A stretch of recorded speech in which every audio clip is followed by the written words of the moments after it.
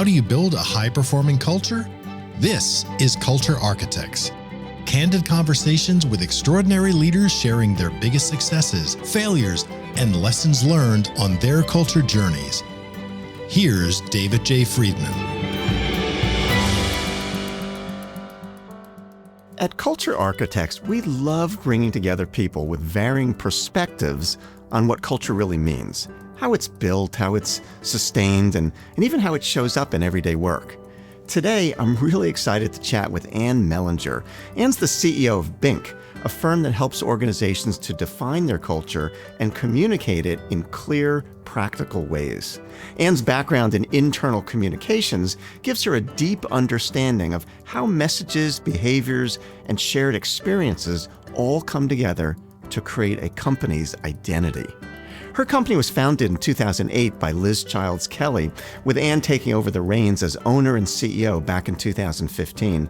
Oh, that was a good 10 years ago. Under Ann's leadership, Bink has consistently made it to the Inc. 5000 list of the fastest growing private companies in the country, while earning at the same time a reputation for helping organizations, particularly those from the life sciences industry, transform communication into culture and bring their values to life. I'm really looking forward to unpacking and learning from Ann's formula for culture transformation. So welcome to the Culture Architects podcast, Ann. Thank you so much, David. I'm a fan, a longtime listener, and reader of your book and resources. So I'm very excited for this conversation. Excellent. So let's just go. I always like to go back to a little bit of history, understand where somebody's coming from, how they get into this world. So where in your career did you end up saying, you know what, this culture thing's pretty important, and start hooking up with Bink? How did that take place? It's a great question, and I love sharing my journey, which started in communication. I've always had a background in communications, studied it in college, graduated at a time when the economy was really strong. And so I had that unique sense of confidence and naivete that you can only have when you're 22 years old in a really strong economy, and basically decided I wanted to do something that combined my communications with real business consulting, meaningful change. I didn't want to do PR or messaging for messaging's sake. I really wanted to get in sort of at the ground level of organizations, which is how I found my way to internal communications. I spent my early part of my career working in large global PR firms that had an internal communication or change management function within it, and immediately fell in love with that. As you said, the company that I am now leading was founded in 2008. I was a part of that team from the beginning. It was previously called Brilliant Inc., and we were initially very focused on internal communications. And probably around 2010, I would say, there started to be a little more of a convergence between internal communication and HR. I think especially as the concept of employee engagement started to get some traction, leaders started to see that you couldn't do one without the other. It was sort of silly to have an internal communication effort that wasn't working in sync with HR and vice versa. And so as those things started to come together, I really built my own perspective around the fact that you need HR, communication, and of course, leadership. That's where you and I are super aligned in really driving engagement and outcomes. I don't talk as much through the lens of engagement anymore, because I think that it has become a loaded word. Culture is something that we really leaned into and embraced in recent years. And actually most recently in February, we rebranded, renamed ourselves Bink, and relaunched ourselves as focused explicitly on culture. And, did that through a lot of research, talking to clients, trying to really understand what is the unifying thing for everyone, and whether it's change, employees, and culture was the thing that just kept coming up over and over most consistently. It's interesting. The two things that I think about as I hear your story there, Ann. And one is, I think, your comment about how culture has become such a big thing. And I think, in all the talks that I do, from the workshops that I do, if I go back 10, 12 years ago, I used to have to spend more time talking about why is culture important Today, everybody gets it's important. Now, they may not know what to do about it, but there's very little disagreement about this being a really important issue. In fact, sometimes I'll start a talk with a group of CEOs and I'll ask them, so, come on, is this culture stuff just a bunch of BS or does this really matter? And they get really passionate talking about how important it is to them. Now, again, a lot of them don't know what to do about it, but they get that it's important. The other thing I think it's interesting, your comment about engagement and how it was big for a while. Maybe it's a little bit less big now. And I often say that, certainly from my perspective, having a workforce that is engaged is a lot better than having a work that's not engaged. But I could have a group that's really engaged and not doing the things I want them to do. They could be a bunch of jerks who are really engaged. So engagement's nice. It's better than not. But I don't think engagement's what we're after.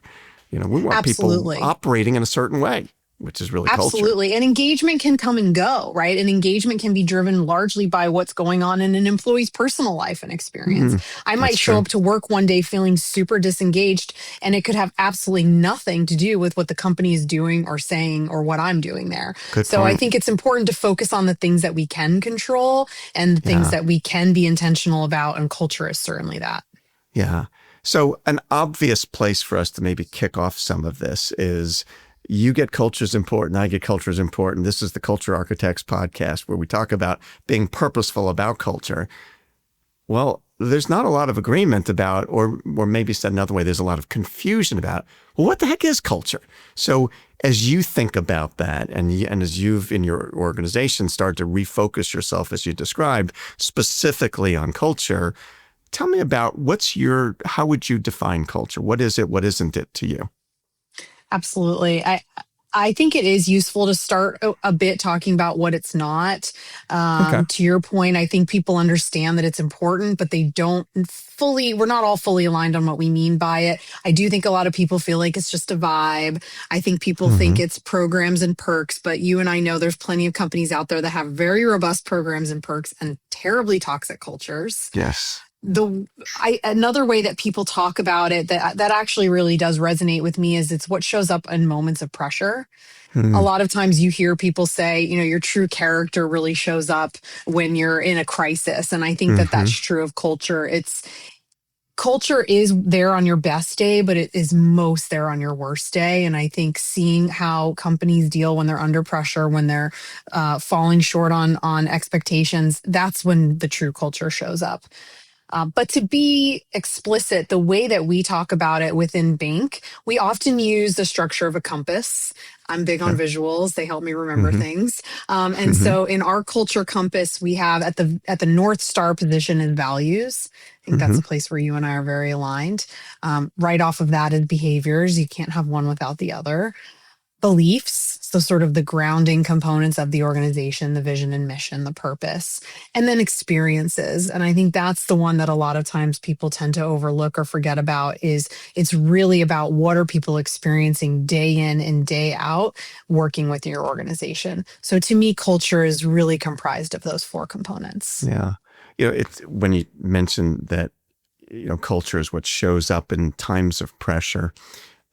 I'm a big sports fan, and sometimes sports analogies can be overused, but often they're very relevant because it's a team and there's a goal and people are trying to achieve certain things. So I do think they're often very relevant at the risk of overdoing them. But I happen to be a Philadelphia Eagles big fan.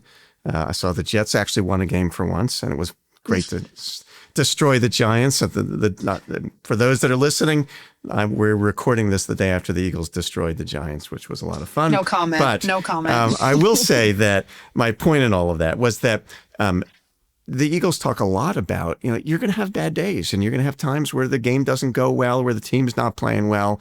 And then you do witness which teams fall apart and start pointing fingers at each other and everything, just gets destroyed, and which teams in those moments of difficulty band together and say, all right, we're here for together. There's no finger pointing. We're one team. And what are we going to do to fix this problem? And it's a good example of your point that, in those moments of crisis, it's easy when we're all winning, but in those moments of crisis, what really shows up then, and it's the culture then.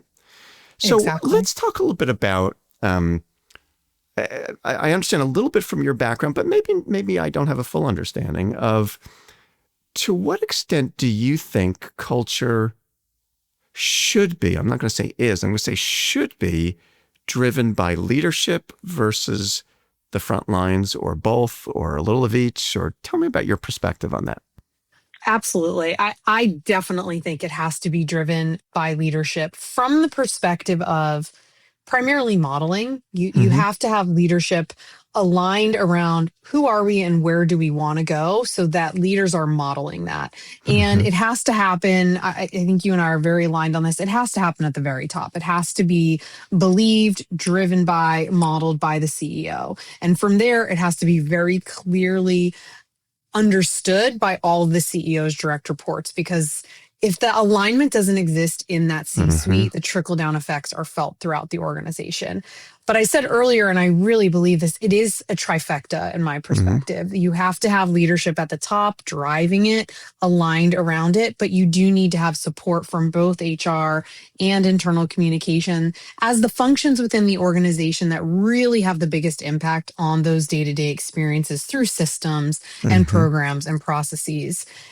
I cannot speak about culture change, though, without also mentioning managers. For as long as I've been in this field, for as long as I've done this work, frontline managers have and will continue to be the most important carriers of culture. And so if that audience is ignored or neglected, even the most committed senior leadership team is not going to be able to enforce the change. So it really does require all of those Yes. different groups working together in harmony. Yeah, I certainly would agree with that, that most employees' day-to-day experience of the company is their direct supervisor. And most of them will never, depending on the size of the company, most of them will never talk to the CEO, have experience with that CEO. Their experience is, who's my manager and what's that like? And if there's a disconnect there, to your point, it doesn't work very well. Exactly. When we talk about the role of the CEO and the most senior people in the organization in this, yeah, one of my observations, and I'm curious about your perspective on this or experience with it. One of my observations is that I see many CEOs or senior leaders making, in my view, a mistake about culture in trying to create the culture their people want. Mm-hmm. And the way I say it that way, not that we don't want to have happy people, but in my view, at least, it is a CEO's leadership responsibility to set the direction of the organization, to be clear, to your point, of the culture we want. Now, it's going to have to be supported by all the systems you've described, but I try to say to CEOs, we're not trying to design the culture to be what the employees who work for us at this point in time would like. We're trying to design the culture we want that will lead to the greatest success and bring in people who want to go there and get people aligned around that, versus designing what we want around what the employees would like to see. Do you agree with that or have any different point of view about that? I completely agree with that. And I like one of the points that you make in the book that really resonates with me is that if you're not intentional about the culture that you want, people will bring the cultures that they know and that they're familiar with. And often it's going to be the loudest people that will bring that culture into your Yes. organization the strongest. And so I do believe that leadership, and that's why when we work through our consulting process with Mm-hmm. clients, leadership alignment is one of the very first things that we focus on, and really make sure that the leadership team is crystal clear on what they want and where they're going, and that there is alignment and connection across the entire leadership team. It's super important. I think it's also important, though, to consider and strike the right balance between where we are today and where we want to go. I often Mm-hmm. say it's a little bit of like an 80-20. I think it does need to be grounded probably about 80% in where we are, with plenty of room, at least that 20% of aspiration of where we want to go. Your culture should be aspirational. It should be forward thinking. It should be taking you where you want to go. But if the distance between where you are today and where you want to go is too vast, that's a recipe for disillusionment and disengagement, in my opinion. Tell me more about that. So give me an example of how, if somebody had too big a gap how that would create disillusionment and what that risk is. I think of it often in particular with bringing in new people, hiring Sure. new employees, right? A lot of the work we do around culture is in helping companies define their employee value proposition, which Mm-hmm. often then feeds into recruitment, hiring. And you have a new employee, they come in on day one, they're at peak excitement, peak engagement. They have come to understand your organization through the stories that you've told them in your recruiting, through what they've experienced through the interview and hiring process. And if they come in and experience something that is very different from what they were expecting from that Mm. process, their engagement immediately begins to plummet. Their productivity starts to dip. Their expectations are not meeting the reality that they were promised. And so I think that's where it can immediately show up. It can also show up in your own current employees. They see job ads, they see what you're doing from a recruitment perspective, and they see everybody working in harmony and collaborating and a complete lack of hierarchy, and yet their day-to-day experience is quite different from that. To me, when you have that cognitive dissonance, it's Mm-hmm. almost worse than if you said nothing at all. Mm-hmm. So here's an interesting perspective on that. I totally agree with what you're saying. And it's one of the reasons, this is a subtle thing, but I talk about this in many of my workshops. When we help people to define their culture, you and I are going to talk more about values and behaviors. But when they do so, I think a mistake that I frequently see companies make, and one of the reasons I call it a mistake is what you're just describing, is when they describe things as what I call we statements. And what I mean by that is when we say, we honor all of our commitments and we do these great things and we do this and we do that, or we are this and we are that. Well, no, you're not. In fact, a whole lot of times you're not. And it leads to that dissonance that you're suggesting that I would agree with you. It's even worse to have said it and not lived it than to have not said it. And so it's one of the reasons that I counsel people not to write we statements. Instead of saying we honor our commitments, I'd rather just say honor commitments. Because we're describing this is how we want to be. We're not always that way right now, but this is who we want to be. We're trying to win the Super Bowl. These are the things it's going to take to win the Super Bowl. We're not there right now. We're not claiming we are there right now. So there's no dissonance if we don't claim that we are. We're saying this is what it would look like for us to be the kind of team that could win the Super Bowl. And we're going to work at that and support and coach each other. And when we see each other fall short, we're going to help each other to get that way more consistently. So when we describe things as we are this, now we have that cognitive. If we don't describe it that way, we don't have to worry about that. And it frees us up to be more prescriptive about this is how we want to be. So I love that. And as a communications, person, my entire career, words matter to me very deeply. They matter a lot. And just that small change, it really does. It makes such a difference. I completely agree. Yeah. So let's talk about defining culture. And so we know that with the first thing we've got to do is we've got to define what that is and then bring that clarity and then support it as you described in your trifecta through HR and internal communications. So as we define them, you talked about values, behaviors, beliefs. Describe for me from your perspective and the way you like to teach it, what's the difference between them and what role does each of those three things play? Absolutely. Actually, you had a fourth one. I know experiences was your fourth one too. Don't want to leave that out. But let's start with kind of that structure and tell me more about how you define each of the elements of that structure and how they relate to each other. Absolutely. I always follow the advice of Simon Sinek and say, start with why. What is our why? To me, that's really when you can get to the core of your mission, your purpose, whatever you want to call it. I don't get too hung up on whether you call it a mission statement or a purpose statement or a credo or however you want to call it. It is answering the question, why do we exist? And to really work with leaders to get very clear on that. And I think one of the most common pitfalls with both mission and vision, which is really the where we're going, the what we do and where we're going, is that they just tend to be too fuzzy, right? They're too lofty, they're too fuzzy, they could belong to anyone. A lot of time in our workshops, we'll pull up mission and vision statements without the company names and try to identify them. And of course, nobody can because they're all super generic and meaningless.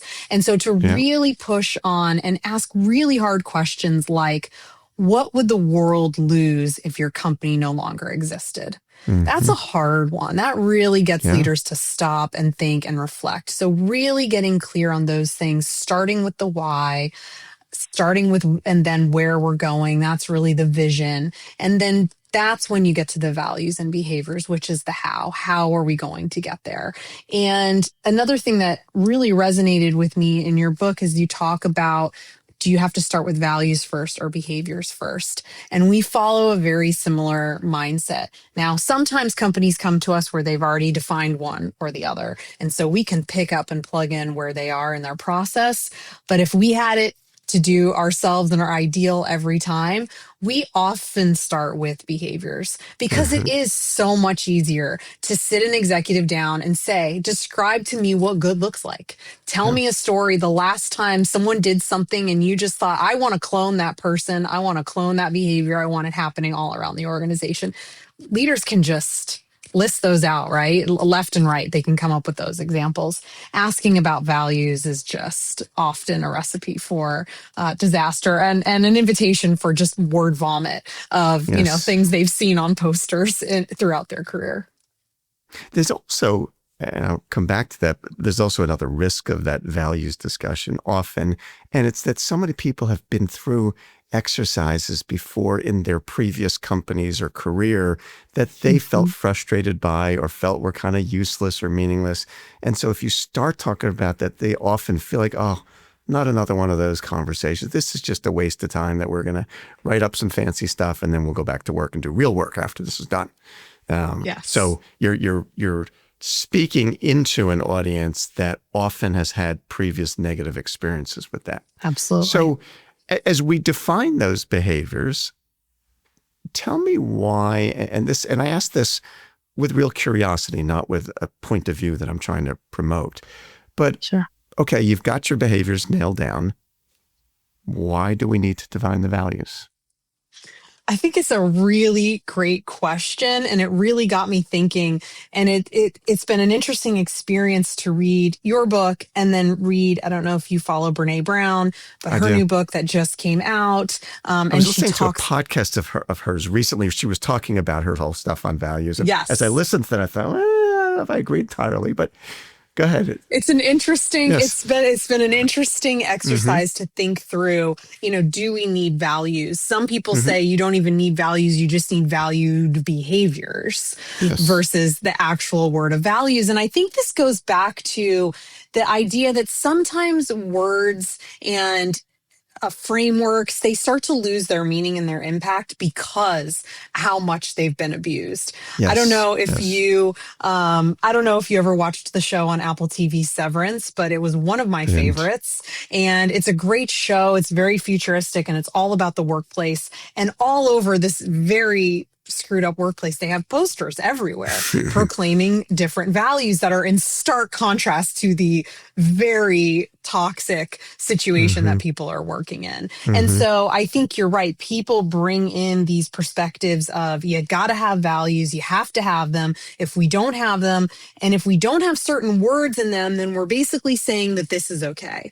I don't know how many companies you've worked with that have the word integrity at the top of their list of values, and yet they don't know what it means. Employees don't feel connected to it.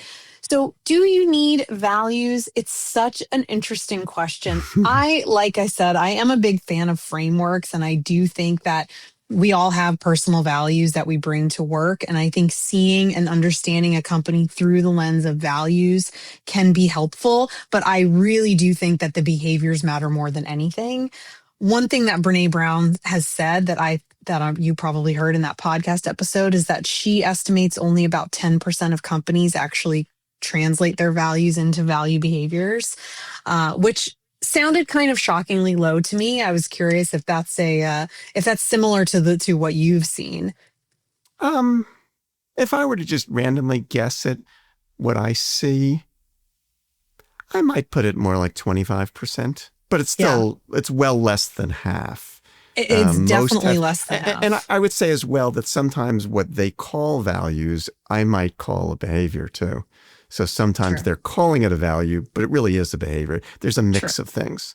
I True. also say this is one of these, this probably, I'll bet this drives you nuts as a writer and communications person. It drives me crazy how often I see a list of whether they be values or behaviors, they're usually values, that a bullet pointed list where the form is inconsistent. In Oh, other words, yeah, they'll that say absolutely drives me quality, crazy. integrity, honor your commitments. Well, you can't do Yeah. that. It needs to all Nope. be in the same form. Can't do And they that. don't Can't do even that. notice it. And I see it everywhere. And they're Yes. oblivious to the fact that, wait a second, these are different forms. You can't do that. Yes. Yes. But as a Yes. writer, that drives me nuts. And I see it Absolutely. all the Absolutely time. drives me It's so crazy. funny. Yeah.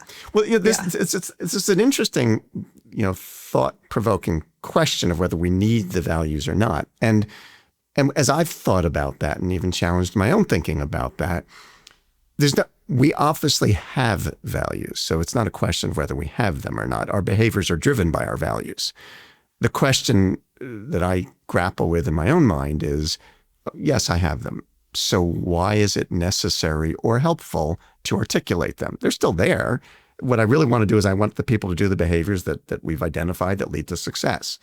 And I was rereading a book recently. In our company, we do a book group once a month, and we were reading a book a couple months ago. That's one of my favorites that I read back many years ago. Did you ever read Joel Barker's The Business of Paradigms? I don't know that I have. It's a wonderful book. He's got a great video. I read it in the 80s.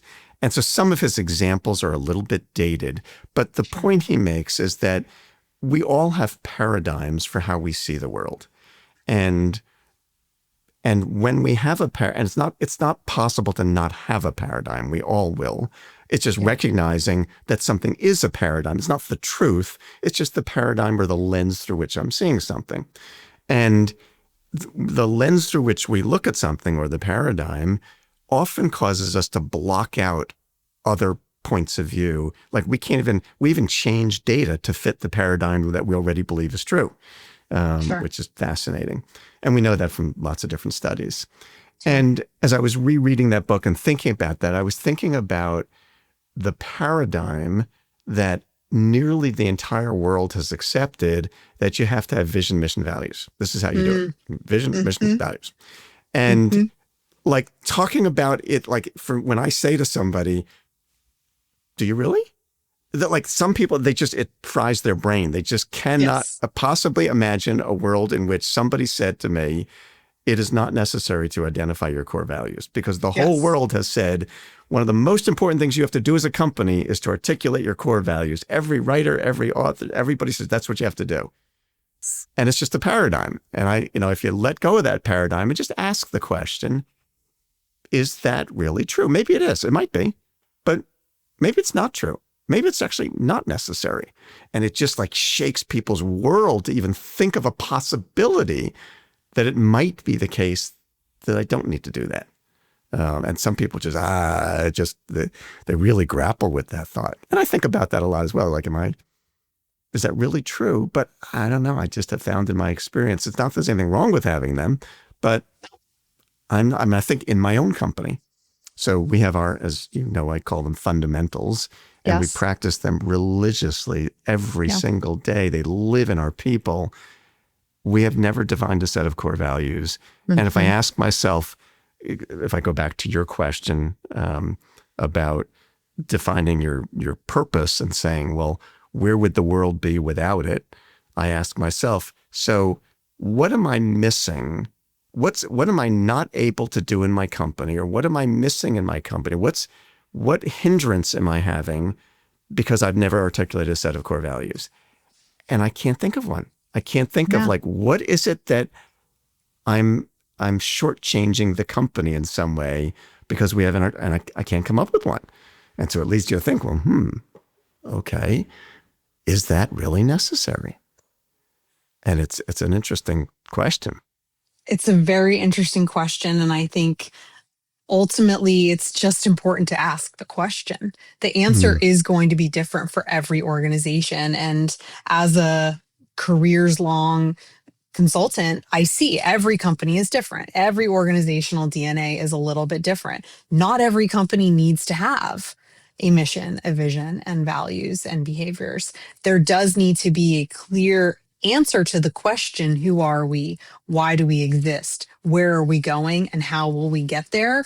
If you can answer those questions for people, if that answer is so crystal clear, which I get the sense that it certainly is inside your organization, and I believe and often strive to make sure that it is within mine, then what we call it, I don't think matters. And that's where we'll pause part one of my conversation with Ann Melinger, CEO of Bink. Ann shared how she moved from communications to culture work, why engagement alone isn't really enough, and how Bink's culture compass connects values, behaviors, and experiences. When we come back, we're going to unpack how leaders bring clarity to culture and why understanding different value types makes all the difference.